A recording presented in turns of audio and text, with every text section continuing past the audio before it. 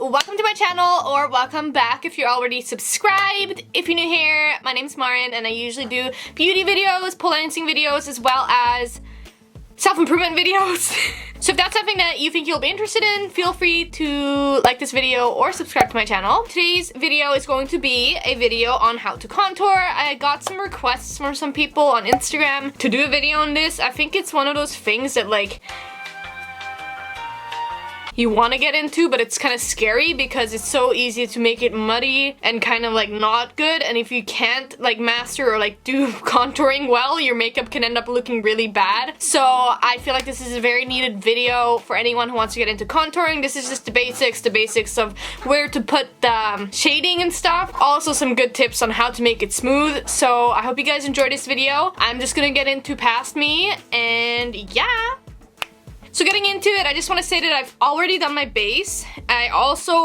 An important step that I think you should do to prep for your contour is to put setting powder over your foundation. I know that like 2 or 3 years ago, I was like, oh, what's the point of setting powder? Like, why do I need that? It's just like an extra thing they're trying to sell to me. But it does so much for you when it comes to putting powders over top of your foundation. It kind of smooths out your foundation so that you can put like blush on, highlighter, contour. It makes it go smoother on so it's not patchy. So I would highly suggest getting a setting powder. So yeah, make sure you have a nice smooth base by doing your foundation, concealer, whatever you do as your base, and then put setting powder on. That is a crucial point, I think, when it comes to putting on contour, like I said, because it smooths out, makes it not patchy, it just goes on way easier. That goes for also blush and highlighter. Any powders that you're gonna put on top of foundation, put a setting powder on first. It just kind of sets everything. That's why it's called a setting powder. After you've done that, you're obviously gonna wanna get a contour palette, and this is a classic one. If you're just getting into contour palettes or contouring, I highly suggest trying this one. This is Kat Von D's Shade and Light palette. They've changed to KVD Vegan Beauty,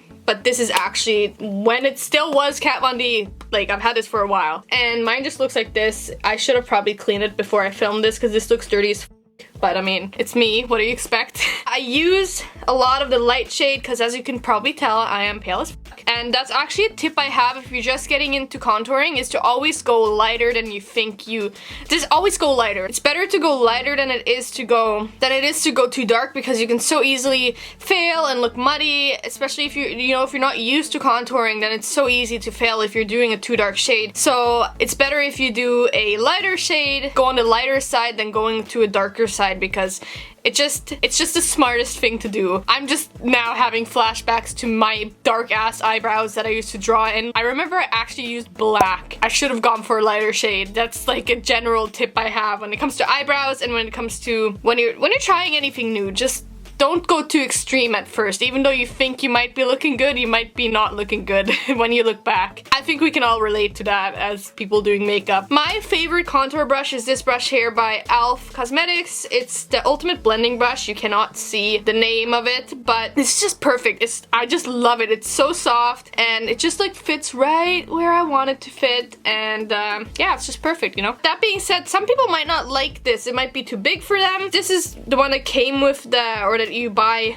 as to go with the Shade and Light contour palette, and apparently this is the one you're supposed to use for the contour, and you can tell that this is way smaller than this brush, so it's really personal preference, I think, when it comes to contouring. Maybe try this out. I love this. It's just, I don't know, I can really like get around. Like, I feel like I couldn't do that with this angled one. I don't know how to explain it. So a lot of contour palettes actually have a little illustration. I know that the Kat Von D palette came with an illustration inside of it. This one has one on the back. This is the Wet n Wild one, and you can see where they say to put it, and that's basically what I'm going to show you today. So just dipping into that lighter shade there. I always start with my cheekbones, and I'm just going kind of in circular motions. Now I just want to say, this is just how I do it. Some people might do it differently or have a different method. I'm just sharing my own experience. That's always what I'm going to do on this channel. I'm also no expert. Blah blah blah, all the disclaimers, circular motions, and I'd really recommend if you're just starting out, that just went way down here. It's not supposed to be that big. Fails the second I try to show you, but yeah, I'd recommend going really light if you're just starting out. And then I go up here a bit, and now I just bleached my hair, so I can guarantee you I'm gonna get some in my hair. That's just kind of comes with the territory. I have to fix that afterwards. So you just kind of start creeping up. I'm kind of doing my brush on an angle a little bit, so it's not like this whole area. If that makes sense. I'm not the best at explaining this, but I had someone ask about how I contour, so here we go. There. I hope that looks good. Kind of. So then I'm just gonna repeat the same on the other side. Okay. Just lightly contour. Just kidding. I'm not good at accents. Oh, this one seems less strong. Also, by the way, a big tip is to not let it go past hair. Like, don't let it go past your, like, when you smile, like, don't let it go past here, because it starts looking really muddy if it like, I don't know how to explain it, but if it starts to kind of go past hair, it just starts to look muddy, like I just said. So try to keep it just right here. Okay, does that make sense? I don't know. Drag it, drag it, drag it. Drag it, drag it, drag it. What's that song? Oh, rollin', rollin', rollin'. What? Okay, I need to be social. I want to live again. Norway has started opening up, but I didn't have a social life before this all happened. So it's like, I need to make some friends. I'm gonna, not that I don't have friends, I have friends. I just have to start university again and I'll make friends. All my friends in Norway are in different places, like they're in Oslo and stuff. Well, I'm not there, so it doesn't exactly work. I think that's good. I think this one might be a bit stronger. Damn it. Okay, wait.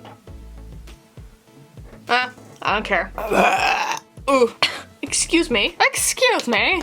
So now comes the part that I'm always so scared of failing at, because if you fail at this, it could look really bad. But this is where you kind of like, you cut your jaw, like right here, you start putting some hair to make your face more, I guess, tear-shaped is what that would be. Like, it's like cutting off this, which I actually have kind of a square face, so it's like you're trying to kind of shape your face like this. If that makes sense. So you're gonna, I put some more on my brush and I'm gonna lightly start to just kind of cut away at my jaw to shape my face. Oh, that was so bad. God, the foundation I'm wearing creases quite a bit. So then after I do strokes, I do little circular motions. English, keeping my focus here, but also dragging it a little bit here. And then I just start doing circular motions, and then after I'm done with that, I actually kind of try to drag it down a bit. Like I said, this is just how I do it. You know, you're free to do whatever you want. You have free will as far, actually there's a whole debate about whether free will is even a thing, but... And I'm just gonna repeat the same thing on the other side. So starting with stroking motions, kind of, and focusing it on hair. And slowly taking it down, and then a little bit of circular motions. I don't know why I'm trying to sing it. Oh no, my eyes are starting to water. Oh, Peach, I'm not crying. This is just, I don't know. Okay, calm down. It's okay. It's okay. Then draggity drag down. Dragon, dragon, dragon. Ooh, dragon. Ooh, and then you can also kind of connect it. I forgot to say that. You're kind of like connecting this and yeah. I should do that here too. Try to at least. So next step with contouring is to do the lightening part of it. So it's taking a light shade and kind of also carving out or highlighting, in a sense, the dark spots. I find that sometimes this can help if you feel like you fail at the contour. You can kind of use the light shade to help conceal it, if that makes sense. So I'm gonna use the Wet n Wild contour palette in the shade Dulce di Leche. The what? I don't know. So it just looks like this, and I'm gonna use the yellow shade because I'm almost empty of the yellow shade in the Kat Von D palette. I almost said shade, wow, good job. So I always start by putting the lighter shade under my eyes here, and then up like this. So it's kind of like cutting right above the contour that you just put here. So you see what I mean? If you did a bit of contour a bit too far up here, you could have just covered it with the white to try to fix your mistake, if that makes sense. So if you feel like you failed at the contour, at least try to put the light shade over it and see how it looks. Oh god, I just put a bunch of it in my hair. That's great. Ah! And then I repeat the same on the other side, like so. I'm using the Kat Von D brush. This brush is perfect for the highlighting part of this. Like, it just gets right in here. Like, look at this. Is this not perfect? And then... So some other spots that you're gonna wanna hit is your forehead. Oh, oops, this is very powdery. Oopsie. There we go. Highlighting your forehead. And then I do a little bit down the nose, not too much. And then I like to cut right here. And right here. And then I like to put a little bit here.